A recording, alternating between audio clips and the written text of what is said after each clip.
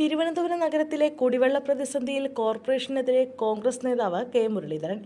മേയറോട് പരാതി പറയാൻ ചെന്നാൽ വാട്ടർ അതോറിറ്റിയോട് പറയുമെന്ന് കെ മുരളീധരൻ പറഞ്ഞു. വാട്ടർ അതോറിറ്റിയോട് പറഞ്ഞാൽ വിതരണാവകാശം കോർപ്പറേഷനാണെന്ന് പറയും.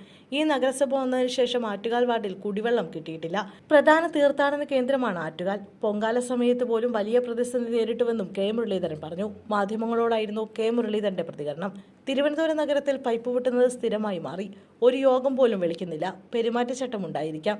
മന്ത്രിയെ വിളിക്കണ്ടല്ലോ. മറ്റുദ്യോഗസ്ഥരെ വിളിക്കുന്നതിന് എന്താണ് തടസ്സമെന്നും കെ മുരളീധരൻ ചോദിച്ചു. തലസ്ഥാനം ഇരുട്ടിലായ സ്ഥിതിയാണുള്ളത്. പുറത്തിറങ്ങിയാൽ ചൂട് സഹിക്കാൻ വയ്യ.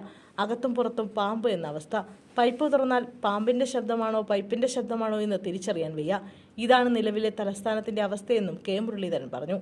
നഗരത്തിന്റെ എല്ലാ ഭാഗങ്ങളിലും വെള്ളമെത്തിക്കാനുള്ള ഉത്തരവാദിത്തം മേയറിനാണ്. മേയർ നഗരത്തിന്റെ പിതാവാണ്. മേയർ അടിയന്തരമായി വിഷയത്തിൽ ഇടപെടണം. ബന്ധപ്പെട്ട ഉദ്യോഗസ്ഥരെ വിളിച്ച് നടപടി ഉണ്ടാക്കണം. വാട്ടർ അതോറിറ്റിയിലെ ഉദ്യോഗസ്ഥരും പരിശുദ്ധന്മാരല്ല. അവരുടെ ഭാഗത്തും തെറ്റുകളുണ്ട്.